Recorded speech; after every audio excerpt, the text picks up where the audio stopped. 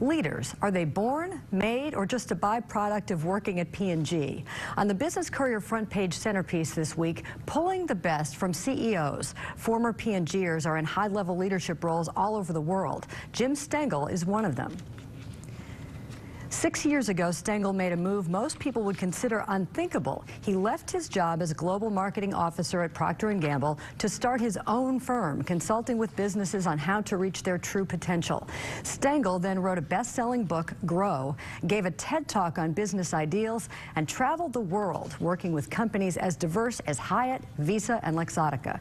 Some of the leadership principles he lives by include: everyone has weaknesses, manage those weaknesses, and focus on strengths. It's critical to know yourself and build a team that complements your skills. And at the best firms, it's all about the people. Well, Stengel still lives in Cincinnati and recently sat down with Business Courier editor Rob Dahlmeyer to talk about how he helps companies and what it takes to be a top leader in today's super competitive economy. Rob joins Business Watch producer Kelly Leon in the studio with more on what he found out. Guys. Thanks, Peg. So, Rob. Yes.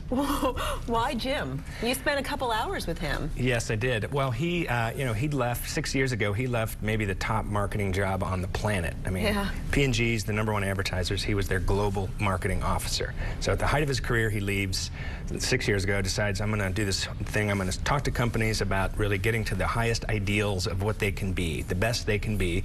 And he's spent the last 6 years writing a book, New York Times best-selling book, and traveling the world to talk to CEOs and companies, working with them to fix what's broken and help them sort of bloom into the best versions of themselves. And he stayed here in Cincinnati. That's pretty cool that he's still working here.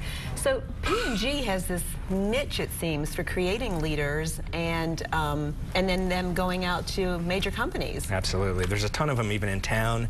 We just had a big story the other day. Gina Drosos at AssureX up in Mason, they just got an enormous contract the other day. She came from P&G, but the list goes on and on and on. And we talked a lot about what P&G, in the story, about what P&G does when they bring they get good people. So it's not like they're just getting goofballs like me. They're getting good people in, right? But they have a very rigorous way. They say that they're always learning and training at the same time. Their bosses there do both. Yeah. You're not just a boss. You're an employee and a boss. Yeah, I thought that was interesting, and the whole idea of being really clear on the goals that the CEO has for the company.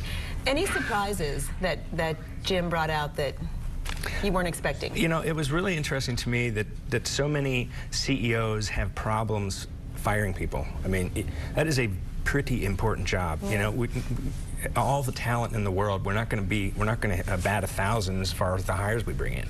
One bad hire can ruin a company. He said that to me several times. But CEOs would almost always rather do something else. They're human. Nobody wants to fire people. But there's nothing more important sometimes for a CEO than to say, you know what, you can't be here anymore because our company can't work. So I think that was the biggest surprise. I just always sort of assumed CEOs just knew that. Yeah. Well, it was a great story. I hope people read the full story. I took a lot away from it. So Good. Thank you. Sure. And Peg, we'll send it back to you. All right, thanks Kelly and Rob. And again, you can read the full story in the print edition. It looks just like that.